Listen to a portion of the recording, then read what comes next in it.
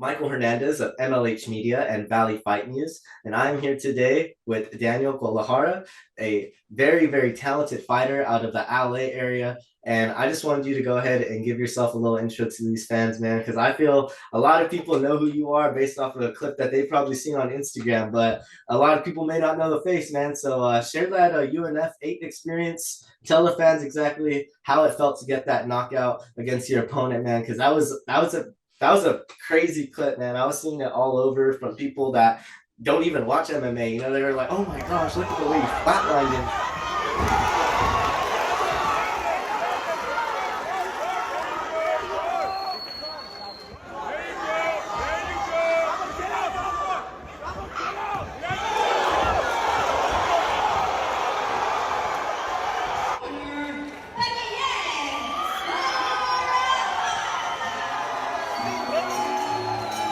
To do something like that under was big shout out to UNF for like just like how on top of like all the media and like the equipment, how on top of everything, the whole presentation was just like wow, like it gave us it gave me a professional experience, as close as I could, as closer than I ever imagined this early, so like to do something like that, like something that major, like of that degree under those type of lights and like the whole music and the lights, the cameras, and that type of like video footage, bro. It was unreal, man. It was unreal, and honestly, like not to throw shade to any of my to my opponent or his side of their people in that day, but like they definitely kind of built up a whole little story behind our fight because I don't know if you guys saw like who all saw so much, but I kind of didn't really take too kindly the him getting real close to me kind of turned into a little more personal thing during the face off. It's could have just been my second fight versus your first fight. Like we're just amateur going through this, but no, that. And for me, I'm from Lafayette, Indiana, and I'm from I'm from the middle, I'm from the crossroads of America, and like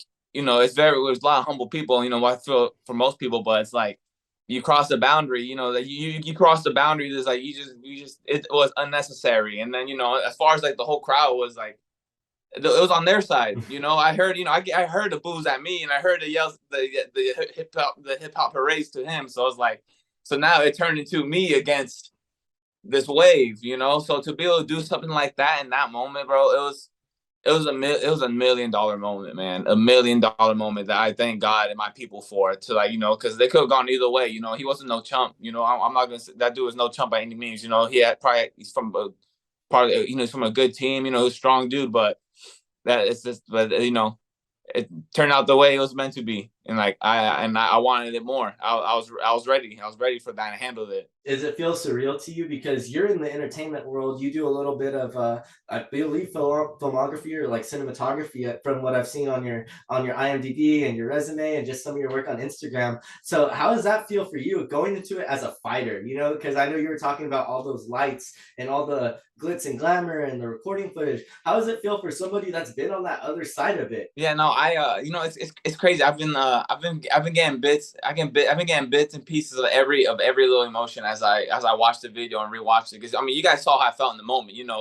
My post fight interview, and the pictures speak a million words. Just how pumped I was in that moment. But as far as like looking at it in retrospect, afterwards, I'm watching the fights. It's like there's moments where I'm like, there's a lot of most moments where it's like it feels surreal, like man, like I'm trying to watch this video as if it wasn't me, like what because I'm looking at it, I'm thinking about I'm still thinking about the moments in the fight, like what I was thinking and what I did, and so it's like, so other times I'm giving myself stupid credit for the way I delivered things and doing this and that, but other moments I'm thinking like, like, I didn't want it to go this way. I roll with the fight, and I'm down for the fight no matter what. So I roll with it as it goes. But game plan, but the game plan was to go this way. But still, all played in. So I'm getting like little bits and pieces of all this and that. There's moments where I start feeling really bad because I started watching in slow mo, and each one just started was just meaner and meaner. I was like, oh, bro, you don't have to do that to him. But then I watch it normal speed. It's like, oh, this is the game. It's peace and love, but it's just the fact that this is what we agreed to, because like if it was roles reversed and I was the one getting laid out the way he did, his whole people and his whole side, they'd be live, and rightfully so. So like this is this is what we signed up for. So like it is what it is. So no remorse. Yeah, no, you went in there and you did your thing, and you held your hands up high, man. And I'm definitely gonna include that video and show all the fans, because if they haven't got to see it, man, that knockout was absolutely spectacular, and it showed because UNF actually gave you that fight of the night reward, and it was a pretty exciting win compared to your first win. Although you got that first win in your first matchup, it was a little bit of a grind. Your opponent, I think he was a little bit bigger than you. Naturally, he cut down to that weight. So take us through for your first matchup. How has things transformed from that first matchup and your ideology behind fighting to the second matchup now, after everything that's happened, after the whole UNF? And have you just kind of been feeling a little bit different about this fighting thing? Were you at first maybe like, we'll see how things go and see if I like it, and now you're just really locked in, or has it always been this is what I want? Great question, man. Great question. So the difference between how like I approached how I felt and how I approached this fight compared to my first fight. So for the first fight was just, it's like, I mean, it was just first fight. I wanted to come out and just clean him up, That was initially the plan. That's what we all want, just come out and clean him up. So, I trained my ass off hard for it, bro. Like I trained hard for it, a while. Like, long sessions, 2 days. And so thank God I put in the work that I did, because in that fight it was 100%. The adrenaline and everything just kind of fed and took over me. That's why I feel like I didn't show my how technically sound I am, and like how sharp I actually my striking and everything really is. Because in those moments, I think just the dog, and like even the song I walked out to, Seeing It All by Young Jeezy's, like it was just everything about it just had me like air flowing through me. It's like almost I almost wanted to tear up as I was about to stage in, because it's like, man, it's been a long time anticipation. Like, man, it's finally here. Like Yeah. life throws us this way and that way, and then I finally got to the moment where it's like, whoa, I finally get to chase what I've been wanting to do. So like, that first fight. So the first fight was it was definitely, and that's my respect to Herb, my first opponent. Respect to Herb, because I looked over him a little bit, because I had previous footage on him from his fights online, and so okay, it's that I felt like I definitely had the upper hand as far as really in anything, but in striking specifically when it came against him. But like the adrenaline and everything, so that's why I was swinging wild. But either way, I would just go, and that's why I respected him for being such a tough dude, because like, I mean, we saw what these things can do to somebody. We just saw that, and Herb was taking good hits. He was taking some mean. He was taking a good volume of solid shots. Yeah. So like, I grinded that one out. I grinded it out. I felt, I felt, everything it felt fast and very long at the same time. I think that was just the fatigue and the adrenaline, everything going like this. So that was the first fight, and so the way that correlated into the second fight was my main focus was to come in calmer, more cool headed, not to let the moment, which I thought I handled pretty well either way in the first round. I mean, in the first fight, but that much more of being cool headed, not let the whole moment overwhelm me. Like it's what my coach said to me back in the backstage. He said like, hey man, it's just a glorified sparring match. Like if any of these dudes walked into our gym at that moment, you'd sweep them up. Because I consider myself very skilled. That's why I'm trying to hit the ground running hard. Now that I made my parents, I'm trying to get that work in. But like, so getting out of my head, so not letting myself be in my head for the second fight was the main focus. Was coming in like calm, cool. That way I could see, I can dance. I'll take my time. That's the main thing. I'll take my time and be cool, not let getting hit or bum rush. Like keeping cool under fire. That was the main thing, was coming in cool. That's why I even picked the song I did pick out to, because that's the song I walked out to. Even like it centered me better, as I'm walking to the ring, and thank God that's the way it came about it too, because it was me against the arena at that point. You know what I'm saying? He got me well. He caught me a few times, but I just kept doing what I do. I do what I do, and I just did what I do, and I got it done. I took my time. I let the fight flow. And I capitalized on whatever moments I saw there, and I got it done, bro. So take us through your team. You train over at the Treigning Lab, and you mentioned earlier you were from Lafayette, Louisiana, and obviously Lafayette. Oh, Indiana. Oh, my apologies. So, Okay. you're from Indiana, and that's a little bit far. The Midwest is a little far from the LA area where the training lab is located. So, kind of take the fight fans through how you made that move and how your ideologies maybe growing up in the Midwest, with that fighter mentality, because it's definitely a lot different and then that California attitude, then that Los Angeles. So take us through it. Take us through some adjustments you had to make once you got over here, and how California is treating you, and how you're liking the training lab. We grew up in Indiana. We grew up competing, wrestling, football, this and that. I grew up, where I was, it was predominantly white and black. Me being Mexican, we're the homies, but it's kind of different in the Midwest. So like, so me and my brother, we grew up in being athletes, doing this, bro, wrestling, and then as we got older, we started kind of getting more in trouble here and there, and like probation, house arrest. My brother people started getting locked up more than that. So it got to the point where like it gets to the point. I think most people from like the Midwest, especially in Indiana, will like vouch and understand me. It gets to a point in your life where it's like, man, like I gotta get out. Like I just gotta get out of here. It kind of starts feeling like a trap, and I think that's relates to a lot of people who stay in their hometown, regardless of where it's at. It's time to like migrate and move on. If you can, if you're willing. So before we, so so my brother left my senior year. My older brother, who I live with here, he left Indiana my senior year of high school, probably like halfway through, and then by the end of my senior year, he went to South Carolina with my uncle. By the end of my senior year, I kind of just left as well. Like, granted, there's more to it, but I left as well, and we went to South Carolina just to kind of get out, just to kind of get a fresh start and just be somewhere different. So from there is when we kind of started boxing in a sense. We started boxing more. Like, we always grew up fighting and fighting in the street and like fighting with our friends and this and that. We were always in the game. That's what we do. So boom. So like, we did all that. We finally made it out here, and like out here, like that was kind of my brother pursued music and arts. He's also a boxing trainer. He boxes, and I for me it was always fighting. That's what I always wanted to do. And one of our big brothers out here, his name is Julian Chua. Shout out Julian Chua. He trains out of Brick House right now. He's a mastermind genius when it comes to boxing game. He's training, this name, that name. I'm not gonna start, dropping a whole bunch of names right now. But he's our big brother. He's from Lafayette, Indiana as well. So like that's like he was my big brother's big brother growing up. Like so it's like that was the relationship was. So that was that much more of just like another role model, another big dog to look up to. And so from him already being here and being in the game, he's like, he's like, what do you really want to do? I was like, bro, I just want to fight, man. I just want to give it a go, bro. Like, because I always wanted, like, always had the dream of like seeing myself. I always knew like I could be somebody, if I put in the time and the training into that. It's like I had all the physical qualities, and I feel I have all the qualities and attributes that play into this. It's just time for me to put in the work and run for it. If I don't do this now, then like my heart is gonna hurt for the rest of my life if I don't, at least attempt fighting. Regardless of how far I go, like I want to give it the best I can do.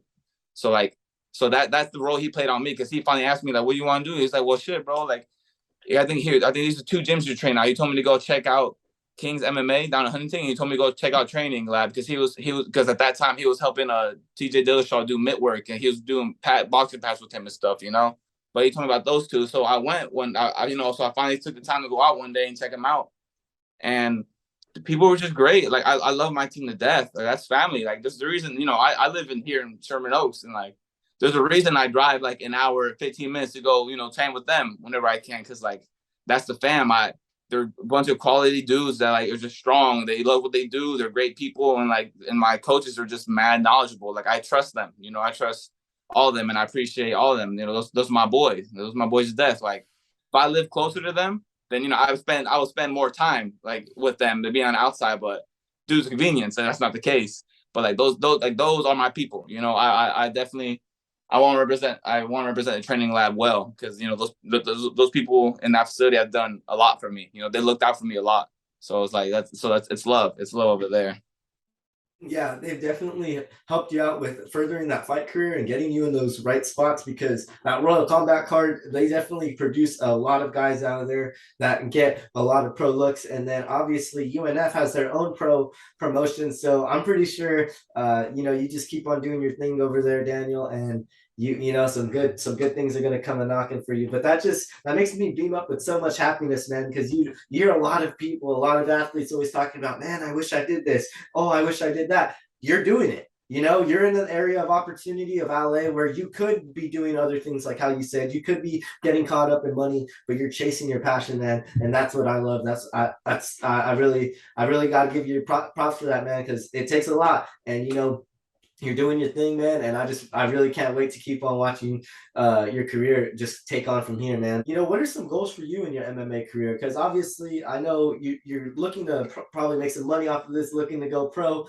but what are maybe some other things? Are you looking maybe to get a fight card in Indiana? Because I know you're from there. Are there any goals that you maybe look at and you're like, that would be a dope thing to do within my MMA career? So like so to feedback on the last one. So like now, like the way I feel after this fight, as far as how I feel about fighting, is like people who already are established, like giving me those type of words of encouragement of like, bro, it's like, I think like you can reduce it. It fueled my fire more, to it's like I like just reassure me. It's like I've been doing what I've been doing, and now it's like the fruits are being plucked. Now it's like I got 2 wins, so it's like thank God, and I want to keep it going. So as far as what the last 2 fights had, it has me excited overall. It has me feeling like, man, like there's once I now that I want to like become that much more disciplined and do all the things that I know I've been neglecting. Now it's like, man, like imagine where I can be, like to myself, imagine where I can be, so that's how I feel about the right thing right now. So right now, as far as for goals as well, I think right now the dopest goal for me right now, and most realistic, is I want to get that camo state belt. I want to take state. I think that would be really dope for me. Like that take state within this year. When the next time comes around, if I feel like if I just keep working the momentum I'm doing and I just keep progressing, I think it's very, very likely for me to take the state belt, because I want a belt, bro. I want to hung up right there. I'm ready. I want to hung up right there. I got the spot. Man, I want to go to the top of the world if I can. I want to go as high as I can. That's the point being. But I also want to travel. I want to go here and there. I want to go across the world to beat people up. I want to live that street fighter life for a little bit. See how fun it is. Go to Miami. Because like I'm just open. I'm just open to enjoy, and I'm just open to enjoy the journey. I want to go as far as I can, and I believe I believe once like the more I settle in and get real about it, I think like the higher caliber I can become, and maybe, and then be at the top, be at the top promotions soon, within my early 30s. I just want it to be a smooth wave, which, I mean, easier said than done, but, a man can dream. Yeah, no, most definitely. And you're doing your thing, and you're doing all you can, man. You're 2-0 so far in your matchups. All you can do is win those matchups that are coming your way. And if you keep on doing that, I can definitely see a title shot from any promotion coming your way, especially the one that's right above me that you have fought for before. Royal Combat, man, that would be great to see you go compete for a title over there. But I really appreciate your time today, Daniel. Obviously, you're a very entertaining fella, and you always have a lot to say, and those hands even have a lot more to say once they're striking. But was there anybody you wanted to thank? Because I know you obviously have your brother, and he's done a lot to help you out, and you've had your family from Treigning Lab, your extended family, and then you've obviously had your family back home in Indiana. But was there anybody in particular that you really wanted to thank for this MMA journey? Because I know there's always those people that they maybe say some words to you, or they help you out with the certain camp, and it really sticks in your mind. Was there anybody that you wanted to point out, or a group of people? Hmm. Let me get a good 5-6 seconds to really think about this, because yes, of course there is. First I gotta thank my older brother Gabriel for like throughout this. We've been going through a lot since we've been out here at Cali. Like a bunch of our stuff we'll speak on some other day, but it's like throughout all this and that, he was always very reassuring and more than like supportive of like this, because this is a hard life to choose, and it's like you almost don't choose it, but you do have a choice. It's like it's a hard life to choose, especially it's a hard labor that may not bear fruit, but we believe in each other, and like, man, I'm more than I can never show enough thanks for the support on that, and then again with to my older brother Julian Chua as well. It's one who took us both in when we needed to, and then gave us every type of wisdom he could share. Give us his brain, his IQ, And again, he's the one that, you know, who put me in the direction of being of the team that I fucking came to love and enjoy, you know, train, you know, at the training lab. And then I gotta give my coaches, Mark Munoz and Eddie Lopez, the you know, I gotta give them their flowers as well. These might be last two. I'll give them their flowers too, though. I have to, because one, like, they've taught me so much, you know, and like I'm just so grateful to have them as coaches and teachers, because like they taught me so much with the knowledge. You know, they always seem to have an answer for every question that we got, and like, and the way they teach, it's just so good. You know, it's such a great environment. You know, it's like, it's our coaches, but at the same time, they kind of just feel like our homies at times. You know, so it's a very, you know, but when it's time to, you know, get serious and let's do this, like we're you know, let's do this. Come on, y'all. But like that, you know, I'm grateful to have them and like everybody at Training Labs, you know, who you know, who's running that facility to help us, you know, to let us be there and do everything we have. And then one last big shout out to my man Kareem Hackett, who's actually fighting today. He has his 12th pro boxing match right now. But shout out to him though, because he's taught me a lot of, he's for these past, since I started fighting and training over at Brick House. Shout out Brick House, thank you for everything. He shared a lot of really good knowledge with me when it comes to his hands and his hand fighting, just his boxing IQ. He shared so much, so it's like I gotta thank him for that, bro. Like he's a great man who deserves the shine that's coming very soon to him. You know, so that's probably it for right now. And thank you, Michael, for you know, being my first interviewee like this and giving me this opportunity, bro. And for the awesome questions too, bro. You're good, man. You're good. Your craft. Hey man, Daniel, you know, without you athletes and without your guys' stories, I would not be able to do what I do. So it's all the thanks is to you. I never really take your guys' thanks and like, oh my gosh, this is what I work for, you know, because at the end of the day, I really just love to hear what you guys got to say. And I love to propel your guys' stories to get you guys forward, to get you guys to that pro level, or if you guys are already at that pro level, help you guys out with getting a sponsor. Like, who knows? You never know who watches these videos. You never know who's listening, and it's just always great to spread your story, man. Because you have a great one, and a lot of other fighters out there. I'm pretty sure you've talked to them. You got a lot of friends out there. They all have great stories, man. One last note: do you have any fights planned by chance? Yeah. So I don't have anything booked right now. My plan right now is I'm taking this June, because, you know, I'm feeling like after the UNF fight, my second fight, you know, now it's like, wow, I have to put somebody to sleep. Like now it's like this thing just got confirmed, you know. But again, like I said, I feel like now it's like I want to put in a lot of work to reach this next level of like tip top shape that I think I can be in. You know, I want to go off again, so I'm giving myself the month of June to like just train hard, you know, get my money, you know, keep my money right, just train my ass off, go hard again. And then, so I'm looking for some dates, maybe like early mid-July, because I plan on going back to Indiana to visit the fam, but they're on the end of June. So, you know, maybe rack up at least one more win before I go back. So most likely in July, you guys will see me back in the cage.